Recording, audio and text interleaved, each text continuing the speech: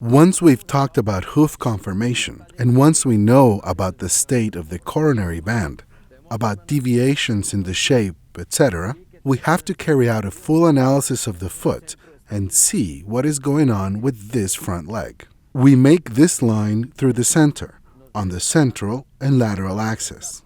It needs to go through the thickest part of the hoof. The other line comes from the back through the center of the hoof. They should be the same as the laser, but as we can see, there is more hoof on the side, and this side sole has a very marked arch with respect to the middle part of the hoof.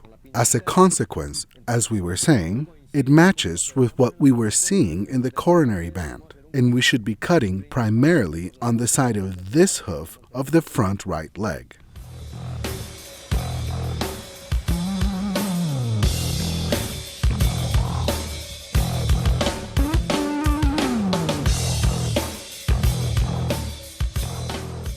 The part known as the frog is very thin in this case. As I mentioned earlier, when the heels are too high, the frog tends to atrophy since it gets no action. That is why, in this particular case here, it's full of fungus and it's not fulfilling its role. With the hoof nippers, we proceed to locate the heel at the base of the frog. We try to balance it as best we can by cutting with this, obviously respecting the natural boundaries of cutting the hoof.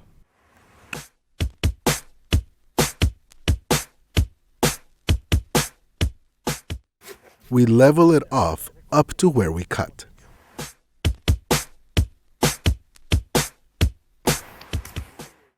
I should note that although it is quite traditional to cut bars in this area, that is perhaps the most frequently made error. You simply whittle them down from the heel towards the apex of the frog. This is more or less how we would balance this hoof.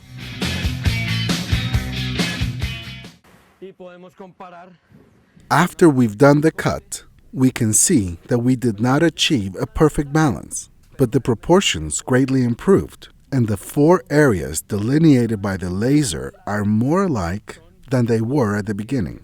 Now we will let the animal put this foot down, and we will compare the positioning of the coronary band to what we initially encountered to see if we are achieving balance. Right now, we will take the opportunity to measure the degrees with the pedometer. This is basically the angle made by the front of the hoof wall and the ground surface. In this case, it measures 56. This is a tool that some people don't pay a lot of attention to, but I think it's an important piece of information because it will allow us to approximate balance as much as possible, and it helps to even out the angle and balance of the front and rear legs. The pedometer measures the angle of the hoof capsule, and that hoof capsule is something that we can manipulate, seeking proper hoof pastern axis alignment.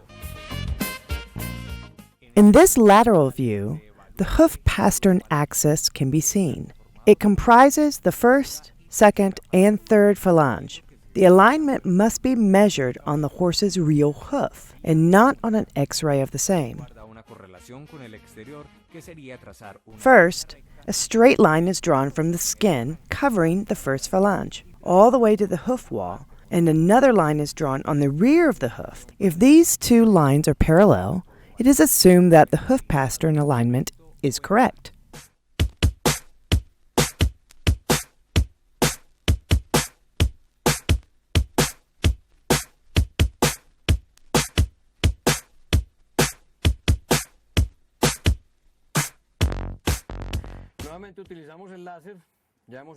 Once again, we use the laser after we've cut.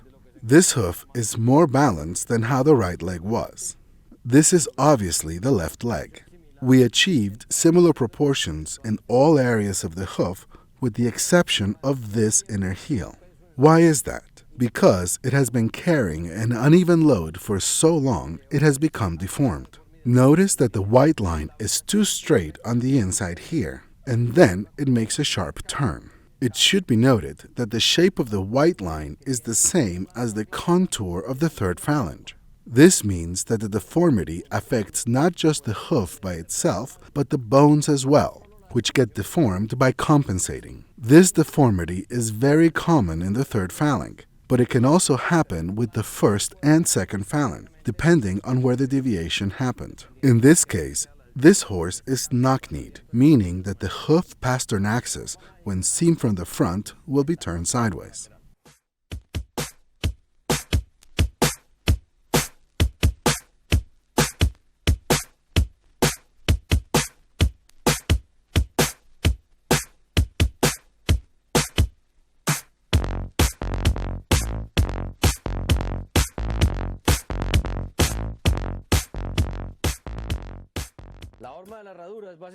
As I've mentioned on previous occasions, the shape of the horseshoe is dictated by the contour of the white line. The shape of the hoof is of no interest to me when I'm fitting a horseshoe, so we proceed to shape the shoe based on the anatomy that we've observed in this horse. It's better to respect the anatomy, even if it takes a little bit more time on the anvil. This horse will be fitted horseshoes for the first time. We won't apply the horseshoe while red hot because he would get nervous with the resulting smoke. Let's measure this horseshoe and see if it's ready for fitting.